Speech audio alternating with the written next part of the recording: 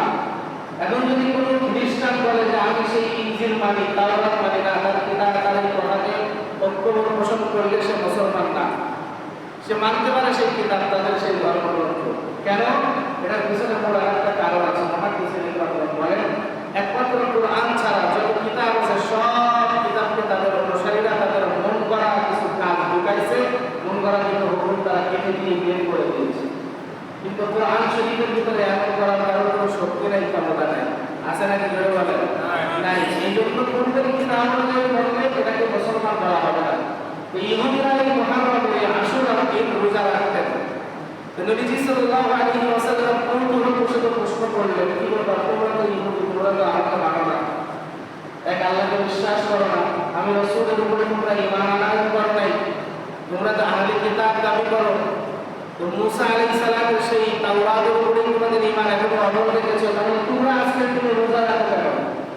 তো তখন এই ইহুদিরা উত্তরে বলেছিলেন, যে মুহাম্মদ আব্দুল্লাহর পুত্র, এই দিন আল্লাহ তাবারক ওয়া তাআলা আমাদেরকে নাজাত দান করেছিলেন, এই জন্য আমরা শুকরিয়া আদার এই দিনে রোজা রাখি। তাহলে এই আশুরার রোজাকে শুকরিয়া আদার রোজাও বলা যায়। সেটা কেমনে? ইতিহাস আমরা জানি, পৃথিবীর জমিনের ভিতরে সারা পৃথিবী অর্ধ পৃথিবী লালন করেছেন মুসলমানদের ভিতরে দুইজন আর কাফেরদের ভিতরে দুইজন। নবী সুলাইমান আলাইহিস সালাম তিনি সারা পৃথিবী পোষণ করেছেন, নেতা ছিলেন, বাদশা ছিলেন, আর একজন ছিলেন বাদশা জুলকারনাইন। এই দুইজন ব্যক্তি সারা পৃথিবী মুসলমানদের ভিতরে তারা শোষণ করেছেন, শাসন করেছেন। আর কাফেরদের ভিতরে একজন ছিলেন বুখতনাসার, আর আরেকজন ছিলেন কেউ কেউ বলেন নমরুদ, আর একজন কেউ কেউ বলেন আব্দুল্লাহ ইবনে সুরুর। এভাবে অনেক মুহাদ্দিসিনদের গ্রন্থের মধ্যে এক এক রকম মত পাওয়া যায়। তাহলে তার ভিতরে দুনিয়ার ভিতরে আমরা যেটা সচরাচর যেটা জানি, যে মানুষ ফিরআউন আর নমরুদের কথা মানুষ বেশি জানে। বুখতনাসার একজন জালেম বাদশা ছিলেন, এই ইতিহাস অনেকেই জানে না। কিন্তু নমরুদ আর ফিরআউনের কথাটা আমরা কেন জানি? তারা জমিনের ভিতরে, বুখতনাসার যদিও একটা জালেম বাদশা ছিল, পুরা পৃথিবী রাজ্য পরিচালনা করেছে, কিন্তু সে নিজেকে খোদাইত্ব দাবি করে নাই। কিন্তু ফিরআউন আর নমরুদ নিজেকে খোদাইত্ব দাবি করছে। এই কারণে তার এই জিনিসগুলো আমরা মাসুর আমরা বেশি জানি। তো হযরত মুসা পয়গম্বর আলাইহিস সালাতু ওয়াস সালাম যখন জমিনে আসলেন, ইতিহাস আমরা জানি, সিন্ধুদের ভিতরে পাচাই দিলেন। আল্লাহ তাবারক ওয়া তাআলা ফিরআউনের বাড়িতেই হযরত মুসাকে লালন পালন করতে লাগলেন। আল্লাহ কি করতে না পারে? ফিরআউনের বাড়িতেই হযরত আসিয়া রাদিয়াল্লাহু আনহা তিনি মুসা আলাইহিস সালামকে সিন্ধুর থেকে তুললেন, লালন পালন করবে, কিন্তু কারণ স্তরে মুখ লাগায় না। শিশু বাচ্চা মুসা তোমার যন্ত্রণায় কান্নাকাটি করে। এখন বিবির কথা তো স্বামী শুনতে বাধ্য। ফিরআউনকে বলা হলো যে দেখো এই বাচ্চাটাকে করো, বাচ্চা না খেয়ে তো মারা যাবে। তাহলে কি করা যায়? দেখো আমার এই রাজ্যের ভিতরে যেই মহিলার দুধ পছন্দ হয়, যেই মহিলার স্তরে সে মুখ লাগায়, সেই মহিলাকে আমার বাড়িতে রেখে দাও। আল্লাহ তাবারক ওয়া তাআলার কারিশমা, মুসা আলাইহিস সালামের বোন মারিয়াম এসে পিছনে পিছনে আসতেছিল। সবকিছু যখন শুনলেন, শোনার পরে আসিয়ার কাছে গিয়ে বলতেছেন যে দেখেন আমার জানার মধ্যে একজন মহিলা আছে, হয়তো সে একজন আমেরা, যদি তাকে নিয়ে আসতে পারেন আমার বিশ্বাস যে তার স্তনের দুধ সে পান করতে পারে। তখন আসিয়া বললেন তারপরে তাকে আমার কাছে হাজির করো।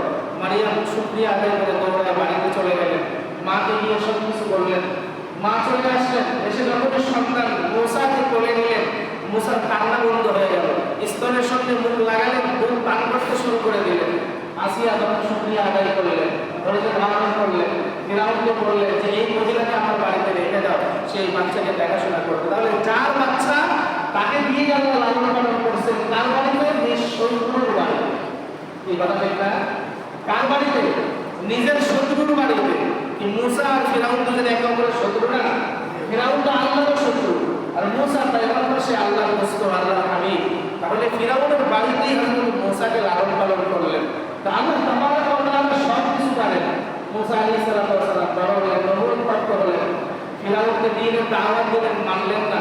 এক পর্যায়ে অতিষ্ঠ হয়ে যখন মুসা আলাইহিস সালামের কওমকে ধ্বংস করতে চাইলেন, শেষ করে দিতে চাইলেন, সেদিন রাতের বেলায় মিটিংয়ে পাশ হলো যে আগামীকালকে এই বনি ইসরাইল যারা মুসার কওমে, যারা বকরের ভিতরে যারা আছে, মুসলমান আছে, এদেরকে ধ্বংস করে দেওয়া হবে।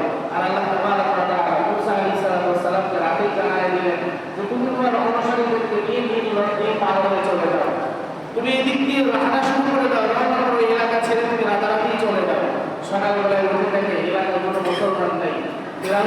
সম্পদ আর সব সৈন্যদেরকে নিয়ে বললেন যেখানে পাও তাদেরকে হত্যা করো। তারা দেওয়া শুরু করা হলো। মুসা আলাইহিস সালাম তার কওমদেরকে নিয়ে চলতে চলতে নীল নদের কিনারায় গেলেন। সেই নীল নদের কিনারায় যাওয়ার পর লোহিত সাগর যেটাকে বলা হয়, সেখানে গেলেন। সামনে নীল নদ, পিছনে ফিরআউনের শত্রু। মুসা আলাইহিস সালাম কওমের মুসলমানরা বললেন, ও পয়গম্বর মুসা, এখন কি করবেন? সামনে নদী, পিছনে ফিরআউনের শত্রু। সামনে যদি ঝাঁপ দেয় নদীতে ডুবে মরতে হবে, আর যদি পিছনে ফিরে যায় ফিরআউনের সৈন্যদের হাতে মরতে হবে। আল্লাহ তাবারক ওয়া তাআলা কুরআন হাকীম করে জানায় দিলেন। আল্লাহ তাবারক ওয়া তাআলা যুগে যুগে সাহায্য করেছেন সব নবী রাসূল পয়গম্বর, সমস্ত উম্মত মুহাম্মাদী সব ইমানদারদেরকে সাহায্য করেছেন। রাসূল মুসা আলাইহিস সালাম বলেন, কাল্লা, কখনোই না, হতেই পারে না। ইন্না মাই রাব্বি সায়াহদিন, আমার আল্লাহ আমার সঙ্গে আছেন, তিনি অবশ্যই আমাদের কোনো রাস্তা দেখায় দেবেন। বলেন সুবহানাল্লাহ। সাথে আছেন কে? আল্লাহ। বলেন আল্লাহ আছেন। আমাদের সাথে আছেন না নেই? আছে। আমাদের সঙ্গে কিন্তু আল্লাহ আছেন। আল্লাহ সব বান্দা সব জায়গায় সর্ব হালতে থাকেন। এইজন্য রাসূল বলেছেন, কোথাও যদি থাকো মনে করো না তুমি একা আছো, তোমার সঙ্গে কিন্তু আল্লাহ আছে। এইজন্য আল্লাহ বলেন, আইনামা তুওয়াল্লু ফাসাম্মা ওয়াজহুল্লাহ, হে দুনিয়ার মানুষ, যেদিকেই তুমি চেহারা ঘোরাবি আমি আল্লাহকে দেখতে পাবো। সুবহানাল্লাহ। যেদিকেই ঘাড় ঘোরাবি ওদিকেই আমি আল্লাহ আছি, ওই জায়গায় আমি আল্লাহ আছি। এ কথা ভুলো না, এ কথা মনে করো না যে আমি আল্লাহ তোমার সঙ্গে নেই। আমি আল্লাহ তোমার সঙ্গে সর্ব অবস্থায় আছি। আল্লাহ তাবারক ওয়া তাআলা মুসা বললেন, কাল্লা, হতেই পারে না, আল্লাহ আমাদের বিপদে ফেলতেই পারে না। ইন্না মাই রাব্বি সায়াহদিন, তিনি আমাদের সঙ্গে আছেন, তিনি রাস্তা দেখাবেন। আল্লাহ আদেশ করলেন, ও মুসা, তোমার লাঠি দিয়ে আঘাত করো। আঘাত করলেন। আল্লাহ তাবারক ওয়া তাআলা সাতটা রাস্তা বানিয়ে দিলেন। সব ইসরায়েলের কওমরা সব পার হয়ে গেলেন এবং ফিরআউনের দরবার আসলো। সামনে এসে দাঁড়ানোর পরে দেখতেছে সামনে বিশাল রোড। ফিরআউন সেই সময় কলার খায় আসতে দেখ, আমি রোড বানাই দিছি, এই জন্য মুসা তার দরবার নিয়ে পার হয়ে গেছে। আসলে রোড কি ফিরআউন বানাইছে? না। জোরে বলেন না, ফিরআউন কিন্তু বানাই নাই। তার সময় শেষ হয়ে আসলে সে কিন্তু বোঝে নাই। বীর বিক্রমে যখন ওই রোডের উপরে উঠছে, মুসা আলাইহিস সালাম পার হয়ে গেছেন, আর ফিরআউন তার সৈন্য নিয়ে মাঝখানে। আল্লাহ বললেন, কোন পানি আগের মতো হয়ে যায়, পানি আগের মতো হয়ে গেল। সব সৈন্য লস্কর ফিরআউন সহ সবগুলাকে আল্লাহ ইহুদের বাচ্চার মতো সুবাই সুবাই আসছেন। এই যে এই দিন ফিরআউনের সম্প্রদায়কে আল্লাহ শেষ করছেন, আর যে মুসা আলাইহিস সালামের কওমকে যে পার করে আল্লাহ হেফাজত করছেন, এই দিনটা ছিল আশারা মুবাশশারা, 10 মুহররম, মুহররমের 10 তারিখ। এই যে ইহুদিরা মুসা আলাইহিস সালামের কওমের মানুষগুলো এই 10 তারিখে যে নাজাত পেয়েছিলেন ফিরআউনের হাত থেকে, দুই রকম নাজাত। এখন ফিরআউনের হাত থেকে আল্লাহ বাঁচাইছেন, আর একটা হলো লোহিত সাগর, নীল নদী থেকে আল্লাহ হেফাজত করেছেন। এই হেফাজতের কারণে এই ইহুদিরা এখনো পর্যন্ত যারা আছে জমিনে, এই ইহুদি সম্প্রদায়রা এই 10 তারিখে তারা রোজা রাখে। কি রাখে? এই আশুরা, এই মুহররমের 10 তারিখে ইহুদিরা রোজা রাখে। কেন? শুকরিয়া আদায় করে যে এই দিন আল্লাহ আমাদেরকে হেফাজত করেছিলেন, আমাদের নবী সহ আমাদেরকে বাঁচাইছিলেন। এই কথা যখন শুনলেন আমাদের নবী, তখন নবী আলাইহিস সালাম বললেন, ওয়া নাহনু আহাক্কু বিমূসা মিনকুম, বুখারীর riwayat, ওয়া নাহনু আহাক্কু বিমূসা মিনকুম। এই ইহুদি সম্প্রদায়, যদি তোমরা এই শুকরিয়াটা রোজা রাখতে পারো আজকের দিনে, তাহলে আজকের দিনে রোজার হকদার তো আমি রাসূল বেশি। বলে সুবহানাল্লাহ। এই রোজার হকদার তো আমি রাসূল কি বেশি। কেন? নবী মুসা সেটা একজন পয়গম্বর ছিলেন, আমি মুহাম্মদ একজন পয়গম্বর। এই কথা ঠিক না? তাহলে পয়গম্বর তো কাছাকাছি। নবী মুসা একজন রাসূল ছিলেন, আমি মুহাম্মদ একজন রাসূল। তাহলে এদিক থেকে তো মুসা আর আমি একেবারে কাছাকাছি। তাহলে তোমরা যদি তার অনুসারী হয়ে শুকরিয়াটা রোজা রাখতে পারো, তাহলে আজকের দিনে আমি তো আরো রোজা রাখার হকদার বেশি। আল্লাহ তাবারক ওয়া তাআলা নবী বললেন, ফাসিয়ামুহু ওয়া আমারা বিসিয়ামিহি, আমিও রোজা রাখবো, ও উম্মতে মুহাম্মাদিরা তোমরা আজকের দিনে রোজা রাখো। বলেন সুবহানাল্লাহ। আমিও রোজা রাখবো, আর আমাদেরকেও ওই নবীর উম্মত যারা উম্মতে মুহাম্মাদীদেরকেও এই আশুরা মুহররমের 10 তারিখে রোজা রাখার আদেশ করলেন। ওয়া আমারা বিসিয়ামিহি, আমি আমার উম্মতদেরকে রোজা রাখার নির্দেশনা দিলাম, আদেশ করলাম। সাহাবায়ে রাদিয়াল্লাহু তাআলা আলাইহিম আজমাইন নবীর কথা শোনার পরে রোজা রাখতে আরম্ভ করলেন।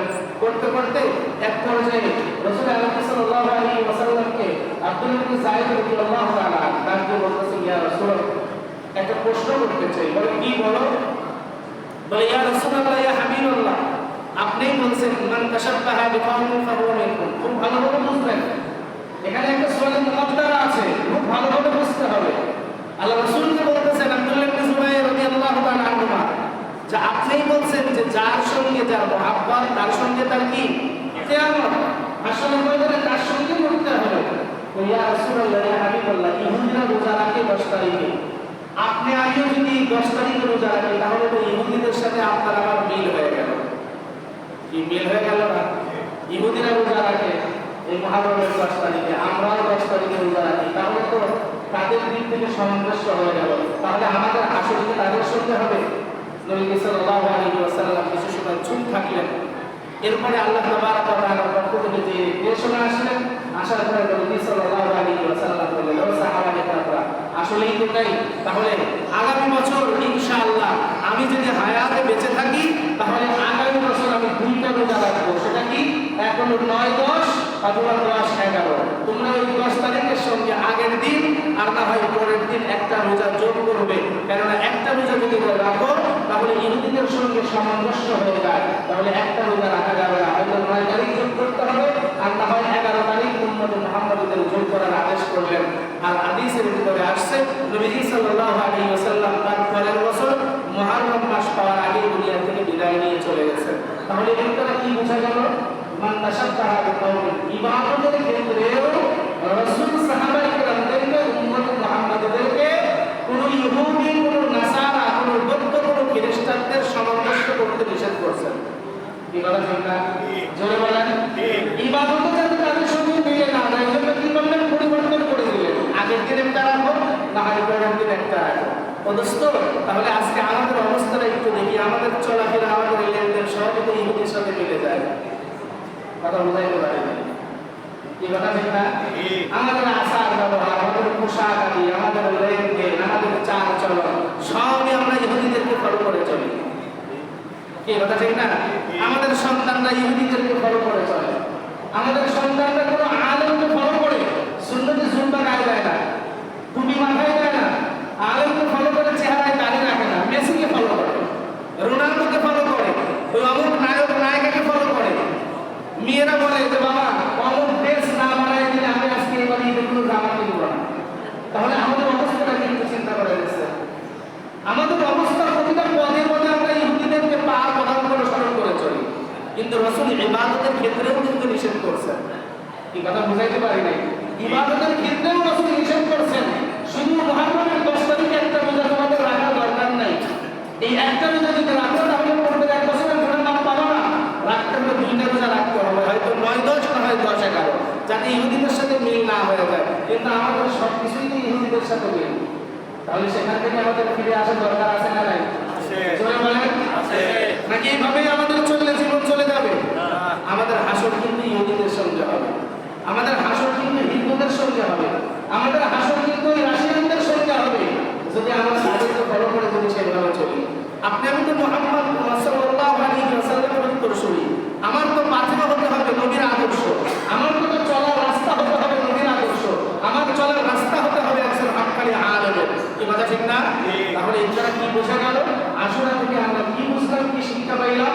যে ইহুদিরা রোজা রাখছে শুকরিয়া করার অর্থে, আর আমরা রোজা রাখি আল্লাহ রাসূল সাল্লাল্লাহু আলাইহি ওয়াসাল্লাম রোজা রাখছেন, সাহাবায়ে কেরামরা রাখছেন, এই জন্য ইবাদত মনে করি আমরা এই 10 তারিখ নয় 9-10 অথবা 10-11 দুইটা রোজা রাখবো।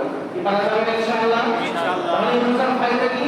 এই রোজার ফায়দা হলো আশুরায় যদি কেউ রোজা রাখে তাহলে এই রোজার বিগত আগের 1 বছরের সগীরা গুনাহ আল্লাহ মাফ করে দিবেন। জোরে বলেন না সুবহানাল্লাহ।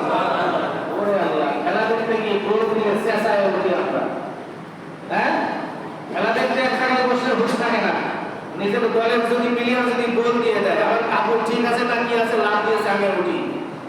কি কথা ঠিক না? যে দলের খেলা করে, দলের খুব মহব্বত, যে প্লেয়ারকে বেশি ভালোবাসে, যদি বেশি বেশি ছয় মারে, ওরে আল্লাহ, মনের ভিতরে কত ভালো লাগে। বারবার করে শুকরিয়া আদায় করে, আলহামদুলিল্লাহ। দেখি বলা যাবে না? কথা বলে না, আল্লাহ মেলা নাকি দিবে না? ওই যে গোল দিছে, গোল পায় লাভ দিয়েছে, সামনে উঠবেন, আল্লাহ তো এক বস্তা নেকি দিয়ে দিবে। কিন্তু সুবহানাল্লাহ, আলহামদুলিল্লাহ আমাদের মুখ দিয়ে বাড়ায় না। এত কিপটা আমরা, মানে যেই কাজ করলে নেকি পাওয়া যাবে এই কাজের ভিতরে আমরা যাই। ডাল সদকা বেশি বেশি করে করো, নেকি বেশি পাওয়া যাবে, ওই কাজের ভিতরে নাই। কিন্তু সিগারেট কিনে হলে হয়, সিগারেট খাবে 10টা, ওটা নেকি বেশি না, কথা হয় না। হ্যাঁ, সিগারেট খাওয়ার ভিতরে নেকি বেশি না।